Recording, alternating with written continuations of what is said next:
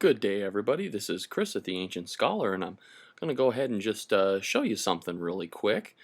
And this is a paper that I had to do as a part of my requirements for my bachelor's degree on evidence-based practice. So let me go ahead and open it up here. This is somewhat of I suppose what you'd call a capstone type project, and this is one of three different tasks that I had to do. This is the first one, and this is definitely the largest task. And this is a paper that I had to do on evidence, and in particular I had to do what's known as an annotated bibliography in this paper. So I'll just go ahead and kind of take you through how it's structured, and if you find yourself in a situation where you have to do a similar exercise or activity, I hope that you would find this to be helpful. Okay, so this paper starts off like any good APA format paper would start off. You've got the running head, and then the title of the paper in all caps, Times New Roman 12-point font. So, and then of course every page needs to be numbered. The name of this paper is The Use of Supraglottic Airways by Non-Anesthesia Educated Nurses in Emergency Situations, and Evidence-Based Review. And then of course in my first page I have the title here, Times New Roman 12-point font, centered, double spaced, my name, and of course the college I went to. Second page I have the abstract. It's non-indented here, it's all lined here on the left, as you can see. The running head follows down. The abstract is just a basic introduction to the premises of the paper and basically what I'm going to be covering in this paper here. And then I start with my proper page, or my proper paper if you will. And my introduction is just that. I introduce, talk about airway management, its important component, the initial steps of emergency care, delivered to patients experiencing acute physiologic crisis. I'm not going to read the entire paper to you guys. It's like 11,000 words plus another a couple thousand words for the evidence matrix that I had to do. So it's quite a big. It just goes on to talk about, traditionally physicians and CRNAs are the only providers that can perform advanced interventions, and then I talk about where some of these emergencies can happen in every patient setting. Traditionally, while advanced traditionally require extensive training and so on and so forth. I talk about the traditional techniques of laryngoscopy, and then I just get down to what this paper is all about. I'm going to explain multiple source information, and hopefully by the conclusion of the paper a solid case will exist for allowing nurses who are not anesthesia educated to insert these airways in emergency situations due to the safety, effectiveness, and so on and so forth. Okay, I had to do at least 10 sources, and the first of the 10 sources I had to do a complete review on and put it in and build a nice little table graphic for it here. So I did that. Here I have my heading, it's bold, Times New Roman, graphical article review. And this doesn't have to be in alphabetical order and how you choose your evidence within the paper, but I decided to go with my full review was going to be on a piece of evidence I thought was pretty compelling, and this is the fairly new research. All of my research had to be within 5 years. It had to be fairly contemporary. The name of this is Layperson Successfully Placed Supraglottic Airways in 3 minutes of training. I figured, if it really showcases that lay people without any medical training beyond basic first aid can be trained within a very minimal amount of time to successfully insert these devices. And this comes from the Scandinavian Journal of Trauma Resus. Talk about where you can get it, the DOI number, of course, and then I retrieved it from, this one just happened to come from a website where I was able to get the full text of the article. Okay, move down, talk a little bit about the background information, what the researchers do, kind of what they were trying to look at, how they set things up, a review of literature. What did the researchers use as their primary literature when they were setting up the article? Of course, they relied highly on the International Liaison Committee of Resuscitation, or ILCOR, in addition to the American Heart Association. In addition, they referenced another 28 peer-reviewed sources throughout the article. Reference literature, high success rates with other types of supraglottic airways.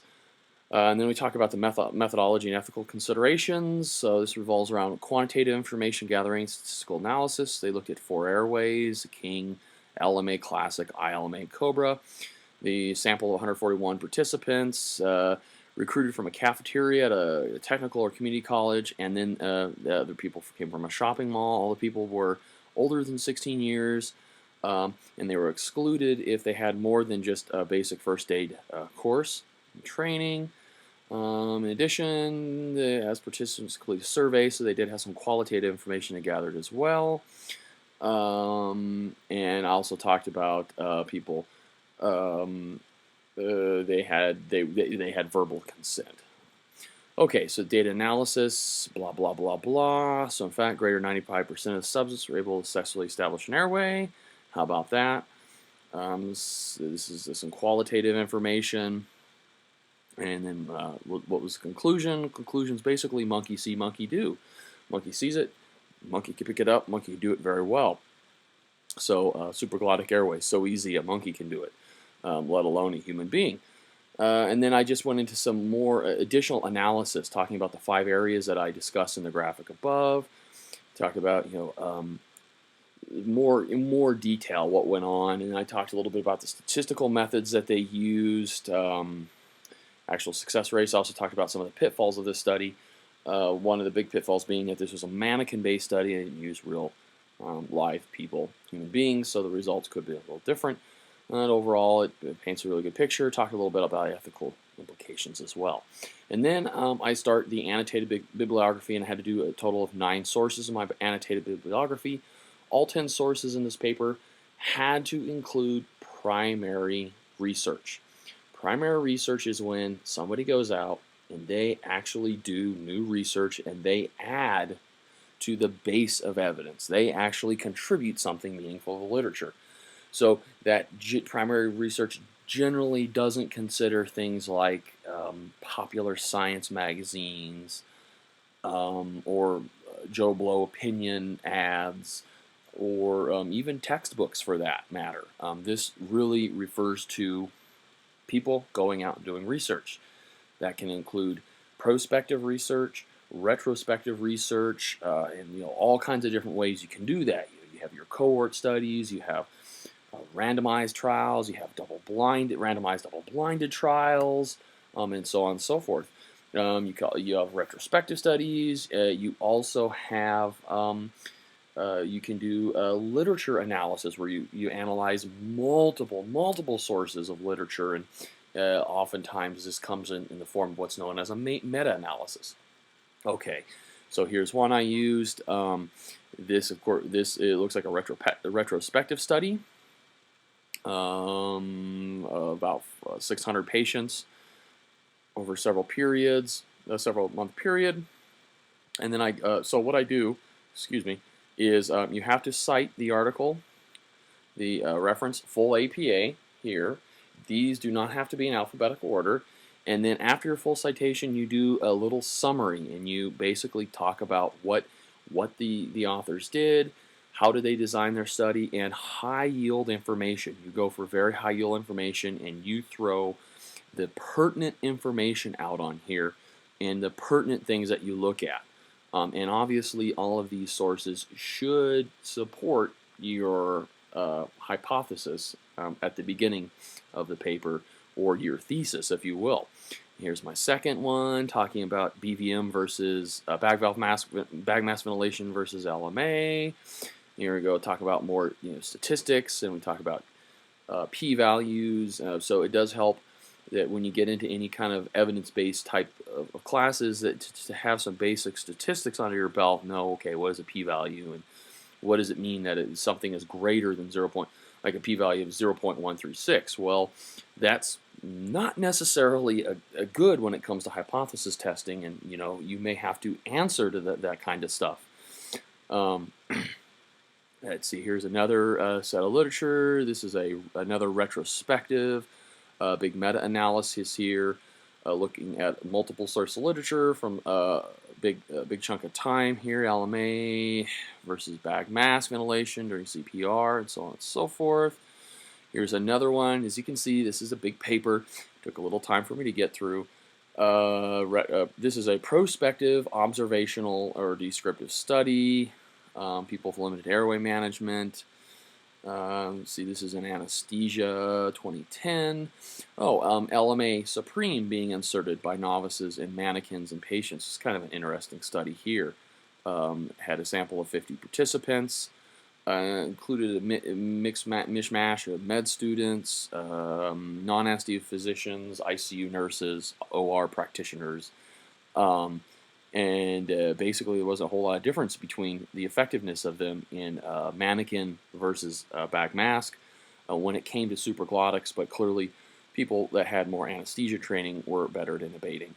Let's see here. This is a case report. This is interesting. These are actually a series of case studies talking about an intubating LMA that was used on patients experiencing severe polytrauma. And these are very compelling, very thorough case reports that occurred. And it was really interesting.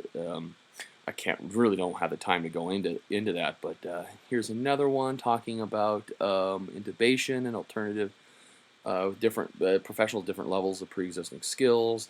Another one out of anesthesia. They looked at the LMA Pro Seal, the intubating LMA. 125 providers, 25 in each group. They're randomized. Talked a little bit about that. Here we go. Have another one. No flow time during ALS. So basically, they looked at nurses inserting these airways and which airway had the lowest no flow. That basically the time that you're not doing compressions when you're trying to do other things like manage the airway and so on. They call it no flow time when you basically don't have any coronary perfusion going on. Let's look at 50 nurses. Really interesting. Obviously, the supraglottic airway groups had significantly lower no-flow times. Hey, that's great. It's a good deal. Here's another very comprehensive case report from Dr. Browdy up in Albuquerque. Some of you guys may know him as an emergency physician in Albuquerque. He's also the medical director for PHI, or was the last time I remember. And he talks about something called rapid sequence airway, where supraglottic airways are used in lieu of conventional endotracheal oral intubation as part of a medication-assisted airway management procedure, and this describes in detail original article. RSI versus RSA, Dr. Browdy again. This is a prospective, randomized but non-blinded observational study that had IRB approval. It's always nice that if you have some sort of approval or if an ethics committee looked at your study, go ahead and just throw that information in there, because it somehow in the eyes of whoever's grading the paper, and it gives a little more validity, and it does provide maybe a little more academic rigor when you get official approval. So that's a pretty powerful study here. And then I kind of have to look at all 10 sources and kind of put them all together and talk about, how do you define the credibility? How do you define the efficacy? There's something called Malink's hierarchy of evidence. It basically starts at animal trials and expert opinion articles as being kind of your lowest levels of evidence, what we call level 1, all the way up to your higher levels, like your level. Your strongest evidence begins at level 1, and your weakest evidence begins at level 7 here. Level 7 is generally like your opinion ads from experts and independent animal studies, whereas your level 1s are considered really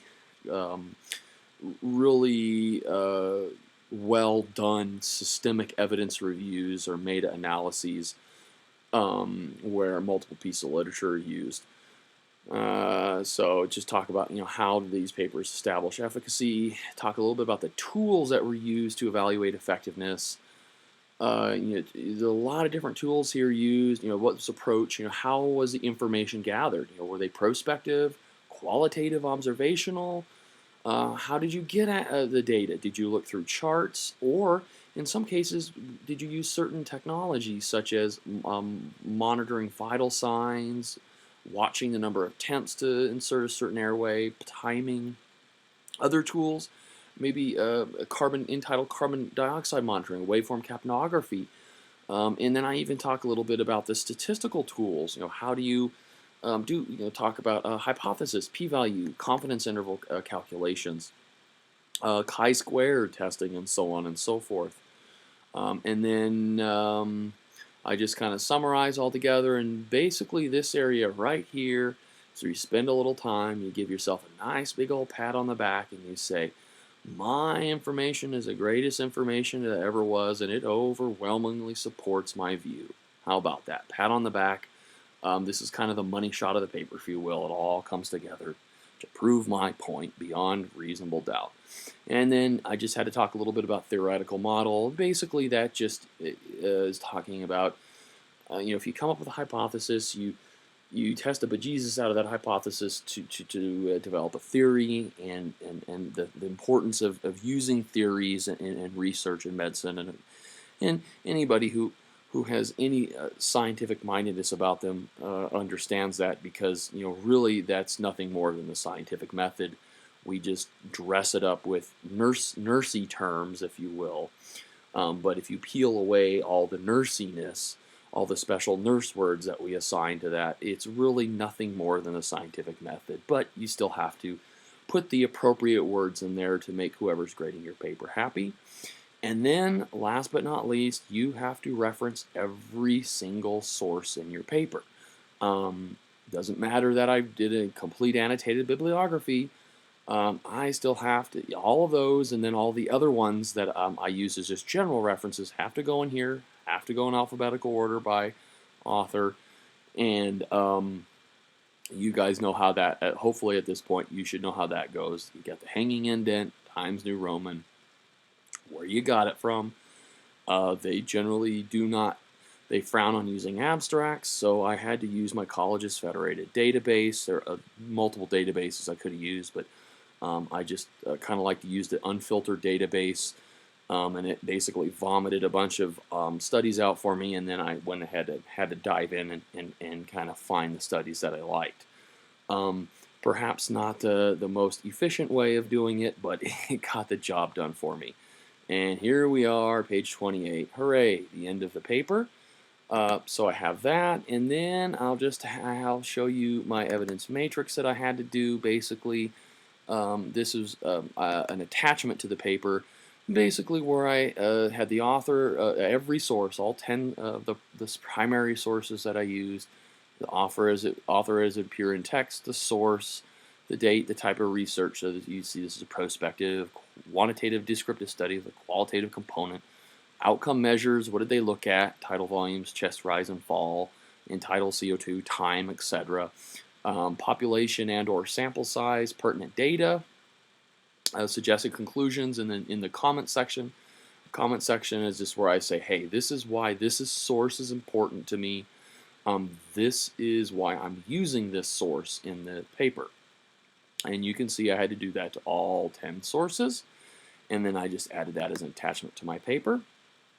And then what I do is I'll type my paper in Word first, and I just use, I suppose you could probably use, what is it, letters, or I forget what it's even called for Macintosh. I may not even have it on here. But there is a rough amalgamation, or a rough copy of Word, but I just stick with Word for Mac. You could probably use whatever Apple's version of that is, but I find that doing APA format particularly is a lot easier if you just use Microsoft Word. So what I do is I'll write that on Word, I'll save it as a document file, and then the college that when I send my stuff in, they like rich text format, because RTF files, because they can show up when you open them in text readers and things like that, or PDF files. Personally, I like to just resave as a PDF files, and then the PDF files are the ones that I actually send in for grading. And I guess I don't. I don't know that there's any validity to this, but I like the PDF because I can lock the PDF and I have some control over editing. And I'm not saying that anyone would do this, but it gives me a little more maybe safety and security knowing that if I send an assignment in, somebody can't go in. I'm sure there are ways of doing it. But it's maybe a false sense of security, but it's a sense of security nonetheless. So I generally send my assignments in as PDF attachments. And overall, the rubric they used was a 4-point system, and I believe I got a 3.72 out of 4 on this particular project, which is about a 93%. So not a bad grade. So hopefully you guys found that helpful. If you find yourself in a similar situation where you having to do a type of paper like this, where you have to do an annotated bibliography, I hope that you found this video helpful. As always, guys, thanks for hanging in there.